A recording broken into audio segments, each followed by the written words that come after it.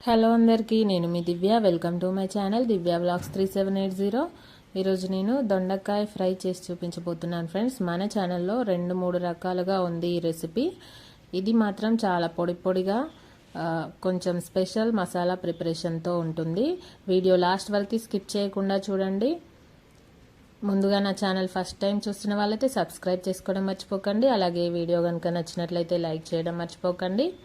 Stove మీద గిన్నె పెట్టేసుకొని ముందుగా శనగపప్పు, మినపప్పు వేసేసుకొని చక్కగా దోరగా వేయించుకోవాలి. క్రిస్పీగా అయ్యేంత వరకు వేయించుకోవాలి. పప్పు దినుసులు స్టవ్ మీడియం ఫ్లేమ్లో పెట్టేసుకొని వేయించుకోవాలి. తర్వాత అందులోనే జీలకర్ర, కొద్దిగా ధనియాలు, 7-8 మిరియాలు, కారానికి తగినట్టుగా స్పైస్ ఎక్కువ తినేవాళ్ళు కొద్దిగా మిరియాలు ఎక్కువగా వేసుకోవచ్చు, తక్కువ తినేవాళ్ళు తక్కువగా వేసుకోవచ్చు. ఒక పావు కేజీ దొండకాయలకి నేను క్వాంటిటీ చూపిస్తున్నాను. 7-8 మిరియాలు తీసుకున్నాను. అందులోనే కరివేపాకు కూడా వేసేసుకొని చక్కగా ఇవన్నీ బాగా వేయించుకోవాలి. చూడండి, పప్పులు ఎర్రగా చక్కగా రంగు మారిపోయాయి. ఇలా ఈ స్టేజ్లో ఈ పప్పు దినుసులు మిక్సీ బౌల్లోకి ట్రాన్స్ఫర్ చేసేసుకుందాము. ఇలా చక్కగా వేయించేసుకొని ధనియాలు, జీలకర్ర, కరివేపాకు అవన్నీ వేయించేసుకొని అలాగా పక్కన పెట్టేసుకుందాము. మిక్సీ బౌల్లో వేసేసుకొని ఇప్పుడు అదే గిన్నెలోకి కొద్దిగా ఆయిల్ వేసేసుకొని ఒక 4 ఎండుమిర్చి వేయించుకోవాలి. ఎండుమిర్చి అనేవి ఆయిల్లోనే వేయించుకోవాలండి తప్పకుండా. ఎందుకంటే సరిగా డైజెస్ట్ అవ్వదు, కారం అనేది ఉడకదు. ఎండుమిర్చి డైరెక్ట్గా వేసేసుకోవద్దు. అవన్నీ డ్రై రోస్ట్ చేసుకోవాలి. పప్పు దినుసులు వితౌట్ ఆయిల్ ఫ్రై చేసుకోవాలి. ఎండుమిర్చి మాత్రం ఆయిల్లో ఫ్రై చేసుకొని తీసుకోవాలి. అవి మిక్సీ బౌల్లో వేసేసుకొని ఇప్పుడు అందులోనే వెల్లుల్లి రెబ్బలు కూడా వేసేసుకొని చక్కగా ఇది మెత్తగా మిక్సీ పట్టేసుకోవాలి. కొద్దిగా బరకగా ఉంచుకోవాలి, బాగా మెత్తగా కాకుండా. ఇలా బరకగా గ్రైండ్ చేసుకొని పక్కన పెట్టేసుకుందాము.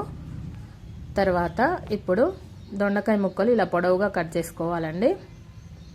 ఇది సాంబార్లోకి కానీ రసంలోకి కానీ సైడ్ డిష్గా చాలా బాగుంటుంది.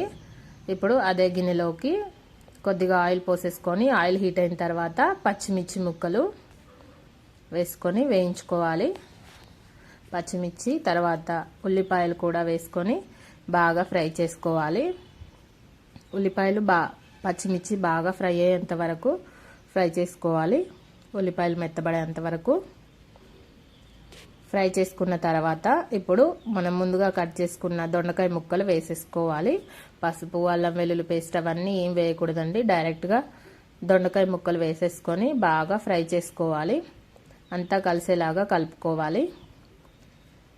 కలుపుతూ అంతా కలిసేలాగా ఒకసారి కలుపుకున్న తర్వాత ఆయిల్లోకి మనం దొండకాయ ముక్కలు అన్నీ అంతా కలిసేలాగా కలుపుకున్న తర్వాత మూత పెడుతూ తీస్తూ మధ్య మధ్యలో కలుపుతూ ఉడికించుకోవాలి, ఫ్రై చేసుకోవాలి. దొండకాయలు అనేవి ఉడకాలండి.